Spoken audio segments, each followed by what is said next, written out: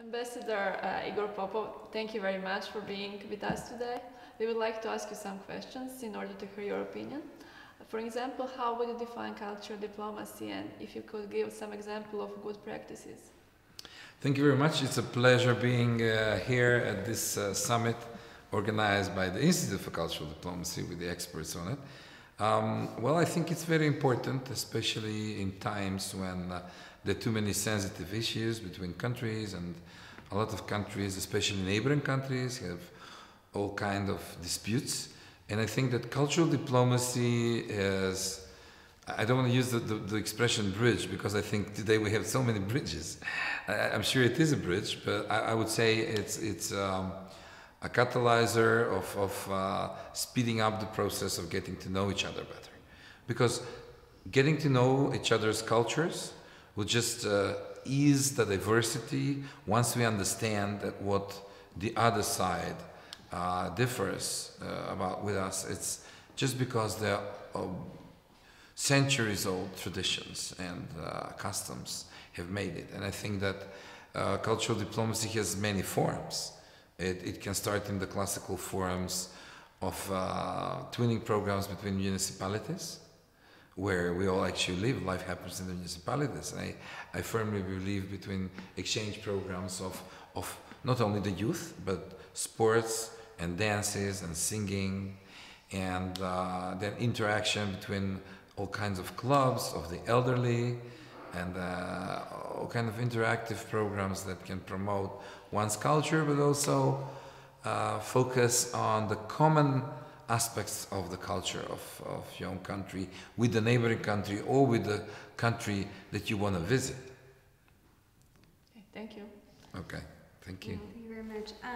We kind of talked about this earlier, but if you just want to elaborate, do you see human rights as a predominantly cultural issue, and do you think we can find a balance between the idea of universal human rights law as well as respect for individual cultures? Well, thank you once again. I think that was the topic we will touched upon today on the summit. I think this summit is in the year of the jubilee of the founding of the UN. It's very important that you touch on an issue which bridges together human rights and the international law. Mm-hmm. I think what we're talking about is the necessity for a code, well, or a code penal, by which we will judge human rights, because today we're living in a global society. I mean, internet touches every part and every heart and every little place in the world. So in many ways we are a global village. We do have our World Trade Organization, we do have our World Health Organization, we do have our World Tourism Organization. The UN has all its separate agencies that work on so many common issues.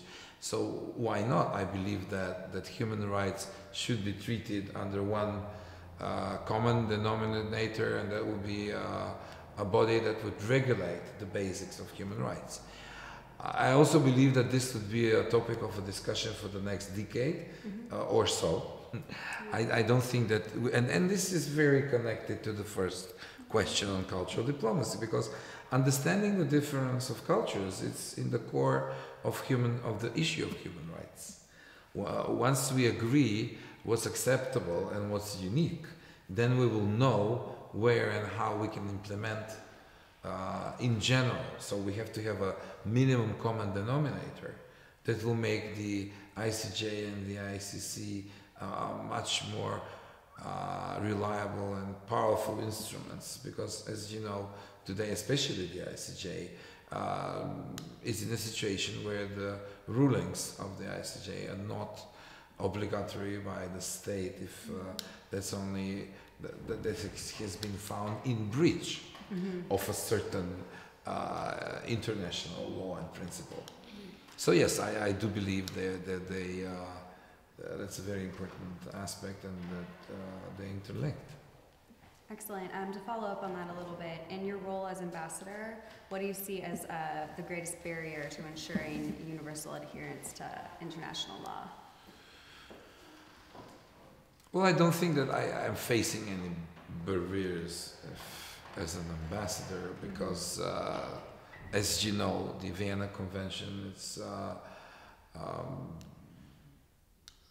our constitution in the job we do, and I think that every single country I've served in so far has abided fully by the Vienna Convention. I think that in general countries in the world do abide in full by the Vienna Convention. So if I understood you right, in carrying out our daily job, which consists of a plethora of issues. It has culture and sports and economy. Lately it's business. Yeah. We've all turned into promoters and salesperson, and which is good. I mean, I think